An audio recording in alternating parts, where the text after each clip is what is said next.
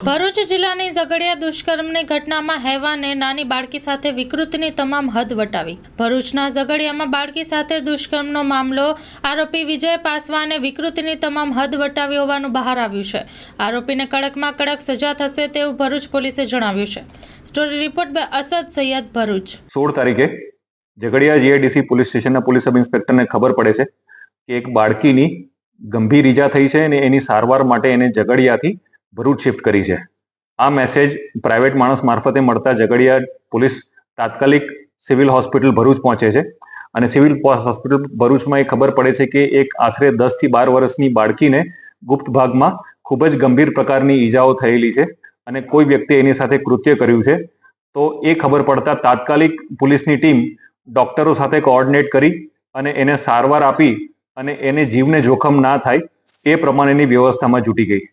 Parallelly આ જેવું કૃત્ય ખબર પડી ત્યારે પ્રાઇમા ફેસી ખબર પડી કે આ એક રેપનો કેસ છે અને કોઈએ આ બાળકી સાથે આવું ખરાબ કૃત્ય કર્યું છે।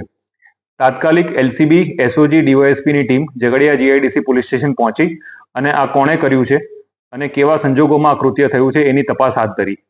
આશરે 12 કે 13 કલાક કન્ટિન્યુઅસ લોકોની પૂછપરછ કરતા, જ્યાં બનાવ બન્યો છે ત્યાં વિઝિટ કરતા અને આજુબાજુના ઘણા લોકોને ડિટેન કરતા ખબર પડી કે એક વ્યક્તિ જેનું નામ છે વિજય પાસવાન, આ વિજય પાસવાને આ બાળકી ઉપર રેપ કર્યો છે અને એના ગુપ્ત ભાગમાં અમુક મેટાલિક પાર્ટ ઇન્સર્ટ કર્યો છે જે ખૂબ જ ખરાબ કૃત્ય થયું છે।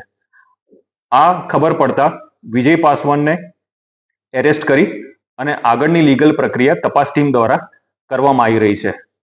આ કૃત્ય ખૂબ જ ખરાબ થયું છે। સરકાર આ બાબતે ગંભીરતા રાખવી અને પેરેલલી બેસ્ટ સારવાર મળી રહે એના માટે ડોક્ટર્સની ટીમ અપોઇન્ટ કરી છે અને બાળકીને પ્રથમ એક ઓપરેશન ભરૂચમાં થયા બાદ એને એસએસજી હોસ્પિટલ બરોડા રિફર કરી છે, જ્યાં પોલીસની ટીમ અને ડોક્ટર્સની ટીમ એને બેસ્ટ મેડિકલ સર્વિસીસ મળી રહે એ પ્રમાણેની વ્યવસ્થા કરી રહ્યા છે। પેરેલલી જ્યારે આ વ્યક્તિએ આવું કૃત્ય કર્યું છે તો આરોપીની ધરપકડ કરી। ધરપકડ કર્યા પછી એની પૂછપરછ કરતા ખબર પડી કે વિજય પાસવાને માત્ર અત્યારે આ બાળકી સાથે આવું કર્યું નથી, અગાઉ આશરે એકાદ મહિના પહેલા પણ આ બાળકી સાથે આ જ વ્યક્તિએ આવું કૃત્ય કર્યું છે અને એનો રેપ કર્યો હતો। આ ખબર પડતા તાત્કાલિક અમે લોકોએ તપાસ ટીમ, એફએસએલ અને ડોગને બધાને સ્થળ ઉપર બોલાવી અને પુરાવા મેળવવાની પ્રક્રિયા ચાલુ કરી છે।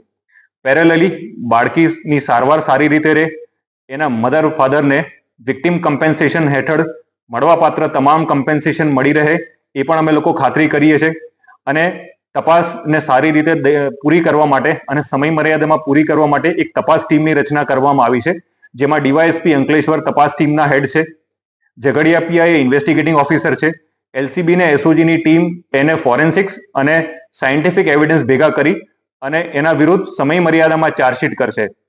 અને જ્યારે આવા ગંભીર પ્રકારના કેસો દાખલ થાય છે ત્યારે સરકારનો જે અભિગમ છે કે એને તાત્કાલિક બાળકીને ન્યાય મળી રહે અને મા બાપને ન્યાય મળી રહે એના માટે સ્પેશિયલ પીપીની પણ દરખાસ્ત પોલીસ દ્વારા કરવામાં આવશે અને ટૂંક સમયની અંદર જેણે આ કૃત્ય કર્યું છે વિજય પાસવાનને કડકમાં કડક સજા થાય એ પ્રકારેની કાર્યવાહી ભરૂચ પોલીસ કરશે। બેઝિકલી જ્યારે ગુનો દાખલ કર્યો ત્યારે 137, 65 અને પોક્સો એક્ટ બીએનએસની અલગ અલગ સેક્શનમાં, પણ જ્યારે અમને ખબર પડી કે બાળકી સાથે માત્ર આ કૃત્ય નહીં પણ એની ઉપરાંત એક મેટાલિક રોડ સાથેનો પણ એની જોડે વ્યવહાર થયો છે ખરાબનો, તો અમે લોકોએ બીએનએસની સેક્શન 109 એટલે કે જૂની એક્ટની આપણી 307નો પણ ઉમેરો કર્યો છે। એટલે તમામ સેક્શન જે લાગુ પડતું હશે એ અમે લગાડી છે અને હજી બી જો કોઈ બીજા એવિડન્સ મળશે અથવા બીજો કોઈ કૃત્ય થયું હશે તો એની પણ તપાસ અમે કરશું।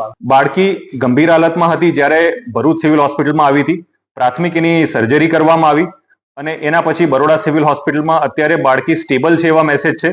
તેમ છતાં જે પ્રકારની ઇન્જરી છે એ પ્રમાણે ડોક્ટર્સની ટીમ કન્ટિન્યુઅસ એ બાળકી ઉપર નજર રાખી રહી છે અને એને સારવાર આપી રહી છે। અમે એ જ પ્રાર્થના કરશું અને અમે એ જ એફર્ટ કરશું, પોલીસ કે ડોક્ટર કે કોઈ બી વહીવટી તંત્ર, કે બાળકીનો જીવ બચી જાય એટલે બેસ્ટ સારવાર મળી રહે એ પણ અમે એન્શ્યોર કરશું। કયા કાંડને કઈ રીતે સરખાવાય એ બેઝિકલી અલગ અલગ વિષય છે, પણ આ કૃત્ય છે એ ખૂબ જ ખરાબ છે અને એના માટે પોલીસ સ્ટ્રિક્ટ એક્શન લેશે। ઇન્વેસ્ટિગેશન હાલ ચાલુ છે। 16 તારીખે ઝઘડિયા જીઆઈડીસી પોલીસ સ્ટેશનના પોલીસ સબ ઇન્સ્પેક્ટરને ખબર પડે છે